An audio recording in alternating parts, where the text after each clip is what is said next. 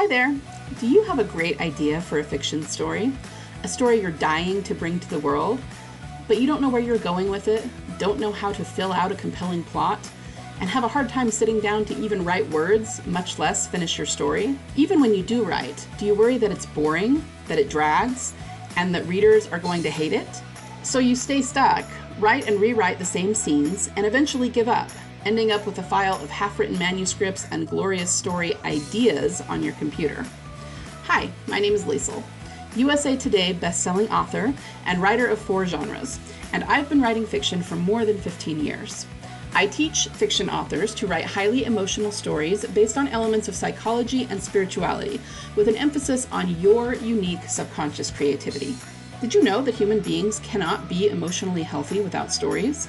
That we'd all literally go mad if we couldn't tell ourselves stories and derive meaning from them? It's true, and a scientifically proven fact. So, grab your chocolate of choice and your fuzzy slippers. Let's turn that story snippet knocking around in your brain into a full-length novel that will give your reader that emotionally cathartic experience they long for, make you money, and change the world. Who's with me?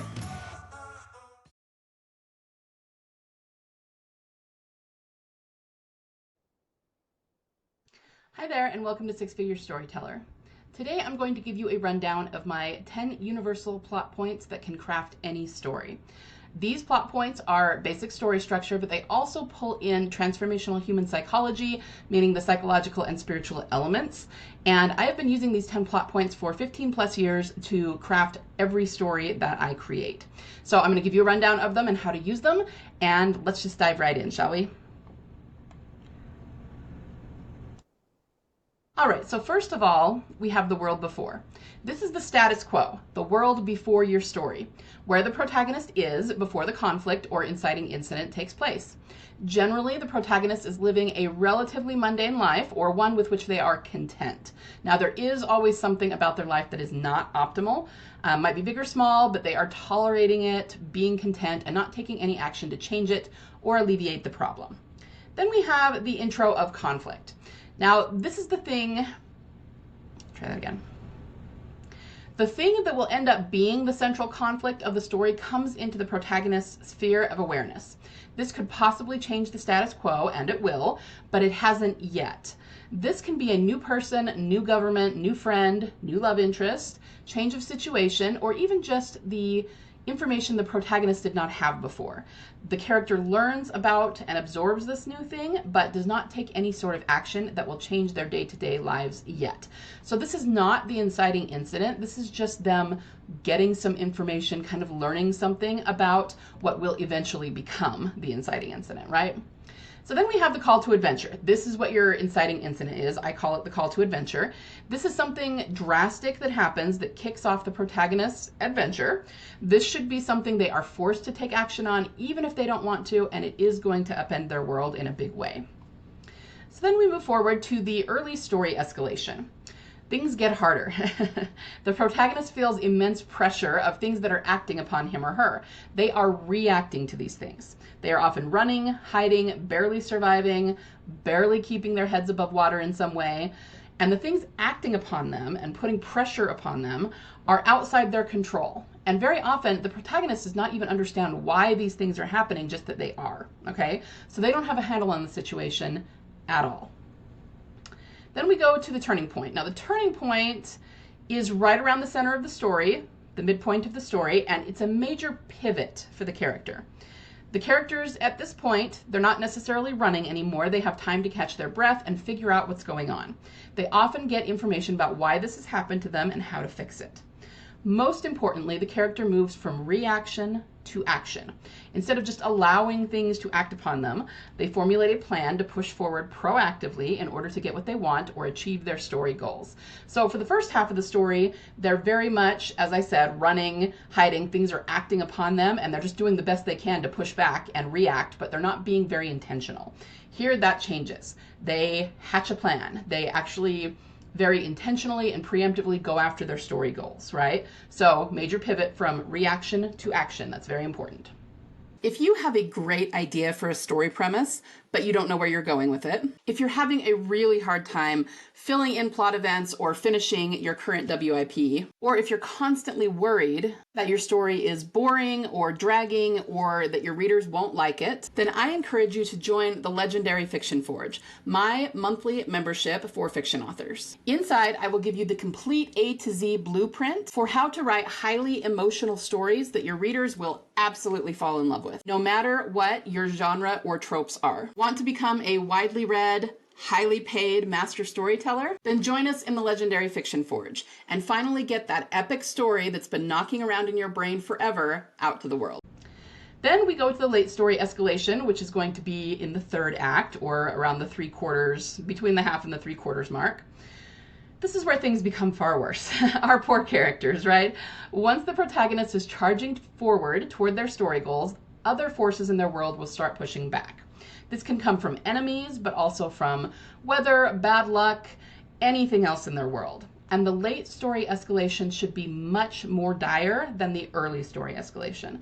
It should be emotionally devastating for the protagonist. This can look like someone dying, battles lost, villains getting a big win, disappointing or disheartening news. It can be a breakup, something from the past showing up to bite them in the butt. You get the idea, okay? But again, the biggest thing here is that it needs to be emotionally devastating for the protagonist. Then we have the climactic face-off, otherwise known as just the climax of the story. Here, the protagonist must come face-to-face with their main nemesis or antagonist or villain in some way. Now, this can be literal, it can be figurative, it can be both, but it must have a transformative effect on both the story and the character, okay? This is a point of no return for your protagonist's development. They're not going to be able to go back after this. Now, within the climactic moment, we actually have the next 2 points, the uber despair and the aha moment. The uber despair is something that happens during the climactic scene. The protagonist either doesn't think they will triumph, so they think the villain's going to win, or else has immense despair over something that happens in the scene. This is their dark night of the soul. But then they eventually get the aha moment. Just when all hope seems lost, the protagonist realizes that they actually can triumph, or perhaps realizes how they're going to win.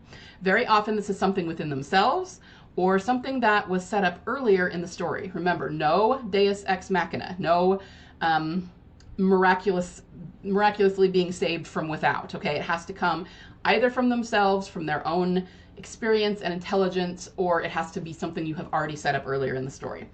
Once this realization comes, the protagonist takes action on it and more than likely overcomes.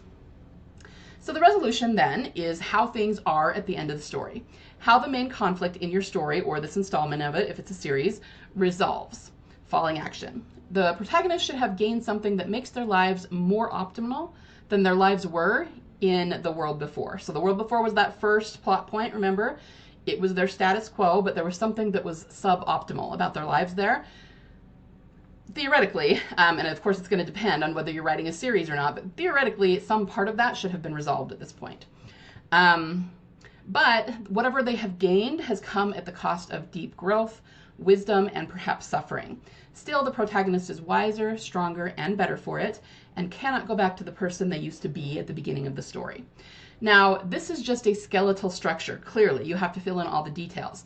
And depending on what kind of story you are telling, you're going to have to tailor this a little bit. You know, if you're writing a tragedy, if you're writing a romance, if you're writing an adventure, you know, the genre, the tropes you're using, and the type of ending you're going for are all going to change what this looks like in your story. But at the end of the day, you can always use this as story structure, just tailoring it to your own story, and it will always keep you on track. It'll keep your story from going off the rails. It's going to hit all of the psychological points of a story that readers subconsciously are looking for. Following the story structure keeps the action rising the way that we want it to. It keeps the emotion high, and it does pull the reader through the story so that they aren't bored.